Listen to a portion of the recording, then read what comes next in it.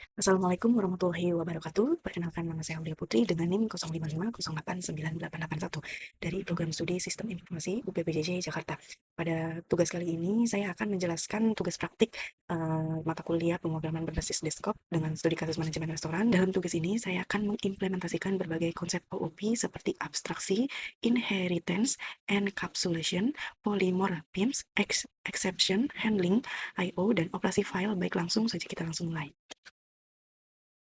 Baik, di sini yang pertama kita buat kelas abstrak menu item terlebih dahulu. Ini adalah kelas dasar atau parent kelas untuk semua item menu. Saya mendeklarasikannya sebagai abstrak karena kita tidak akan membuat objek menu item secara langsung, melainkan hanya sebagai blueprint untuk subclass-subclassnya. Baik, perhatikan di sini ada 3 atribut. Yang pertama nama dengan tipe string, harga dengan tipe double, dan kategori dengan tipe string. Semua atribut ini saya buat private untuk menerapkan konsep encapsulation. Artinya atribut-atribut ini tidak bisa diakses langsung dari luar kelas. Kemudian untuk mengakses dan memodifikasi atribut private ini, saya buatkan getter dan setternya. Contohnya ada get nama, get harga, dan seterusnya. Di dalam setter untuk harga, saya tambahkan validasi agar harga tidak boleh negatif. Jika negatif, akan dilempar illegal argumen exception. Kemudian ada metode abstrak tampil menu yang harus diimplementasikan oleh semua subclass. Ini adalah contoh abstraksi di mana kita hanya mendefinisikan signature metode tanpa implementasinya. Implementasi detailnya diserahkan ke masing-masing subclass dengan kebutuhannya. Baik, selanjutnya kita buka kelas turunan dari menu item, yaitu makanan, minuman, dan diskon. Di sini sudah ada 3. Pertama, kelas makanan. Dia extend menu item, artinya makanan mewarisi semua atribut dan metode dari menu item. Di sini saya menambahkan atribut khusus, yaitu jenis makanan. Misalnya makanan utama, pembuka, atau dessert. Kemudian saya override metode tampil menu untuk menampilkan informasi khusus tentang makanan dengan format yang rapi menggunakan border Unicode. Baik, kemudian kita buka kelas minuman yang juga extend menu item. Sama seperti makanan, tapi atribut tambahannya adalah jenis minuman. Misalnya dingin, panas, atau jus. Metode tampil menu juga di override dengan tampilan yang berbeda. Kemudian kita buka kelas diskon, juga extend menu item, tapi dia memiliki atribut persen diskon. Di sini saya override metode get harga setelah diskon untuk menghitung harga setelah diskon. Rumusnya adalah harga asli dikali 1 dikurangi persen diskon dibagi 100.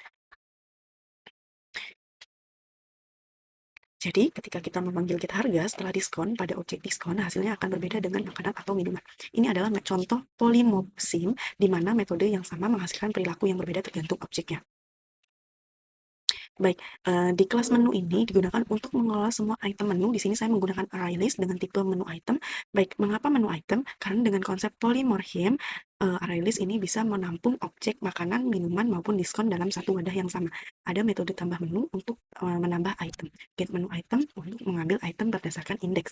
Dan tampilkan semua menu untuk menampilkan semua menu yang ada. Di metode tampilkan semua menu, saya menggunakan perulangan for untuk iterasi setiap item. Kemudian memanggil tampil menu, karena polymorphisms Java secara otomatis akan memanggil metode tampil menu yang sesuai dengan objeknya. Untuk operasi file I/O, ada metode simpan ke file yang menggunakan printWriter dan FileWriter untuk menyimpan data menu ke file teks bernama data menu.txt. Format penyimpanannya adalah tipe item, nama, harga, dan atribut khusus dipisahkan dengan tipe. Ada juga metode muat file. Ada juga metode muat dari file yang menggunakan buffered reader dan file reader untuk membaca file dan membuat ulang objek-objek menu berdasarkan data yang tersimpan.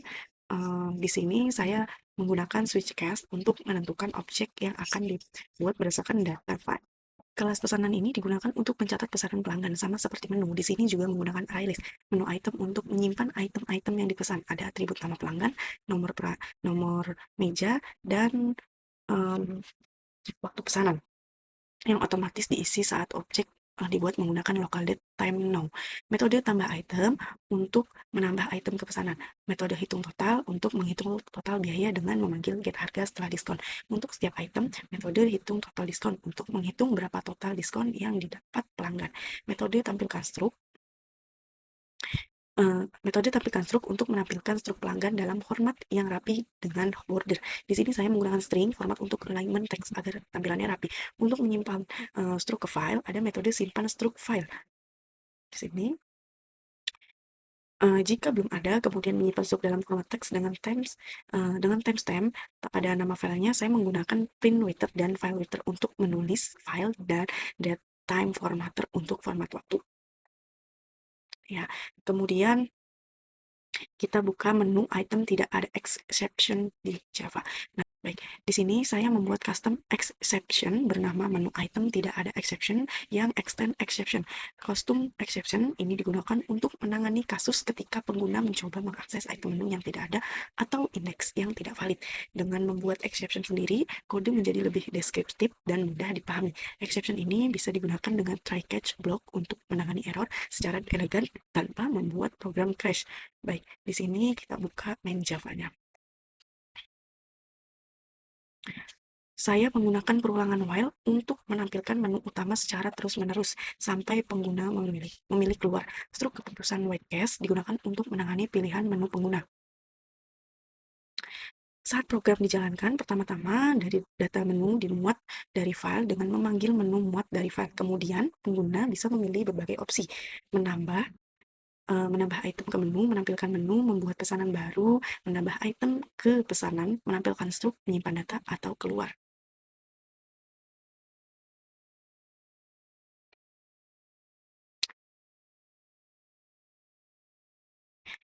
Baik, setiap input pengguna divalidasi dengan try-catch untuk menangani number format exception jika pengguna memasukkan input yang bukan angka. Ini menerapkan exception handling yang robust.